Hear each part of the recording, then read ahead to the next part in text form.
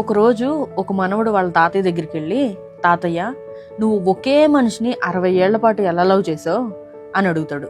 అయితే ఈ మనవడు ఏమనుకుంటాడంటే వాళ్ళ తాతయ్య వాళ్ళిద్దరి మధ్య ఉన్న అండర్స్టాండింగో, కమ్యూనికేషనో, లేకపోతే ఇద్దరు ఒకరికొకరు ఇచ్చుకునే రెస్పెక్టో, వాళ్ళిద్దరి మధ్య ఉన్న బాండింగో ఏదో చెప్తాడని ఎక్స్పెక్ట్ చేశాడు. అయితే వాళ్ళ తాతయ్య ఏం చెప్పారంటే, నేను ఒకే మనిషిని ఎప్పుడు లవ్ చేశాను, 22 ఏళ్ల వయసులో తన ఇన్నోసెన్స్ని లవ్ చేశాను, 30 ఏళ్ల వయసులో తను అమ్మగా బాధ్యత తీసుకోవడాన్ని లవ్ చేశాను, 40 ఏళ్ల వయసులో తను బోలెడన్ని స్ట్రగుల్స్ ఫేస్ చేసి స్ట్రాంగ్ అవ్వడాన్ని లవ్ చేశాను, 50 ఏళ్ల వయసులో తను రొమాన్స్ కన్నా రెస్పెక్ట్ ని కోరుకునే మనిషిని లవ్ చేశాను, 60 ఏళ్ల వయసులో నేను ఉంటే చాలు అనుకునే మనిషిని లవ్ చేశాను.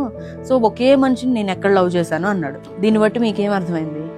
లవ్ అంటే స్టాగ్నెట్ గా ఒక చోట ఆగిపోవడం కాదు, ఒక మనిషిని డిఫరెంట్ స్టేజెస్లో భిన్న కోణాల్లో చూడగలగడం అండ్ అబ్జర్వ్ చేయడం, వాళ్ళ యొక్క ధోరణిని అనుసరిస్తూ అబ్జర్వ్ చేస్తూ దాన్ని అభినందించడం, ఆస్వాదించడం అని అర్థమైంది.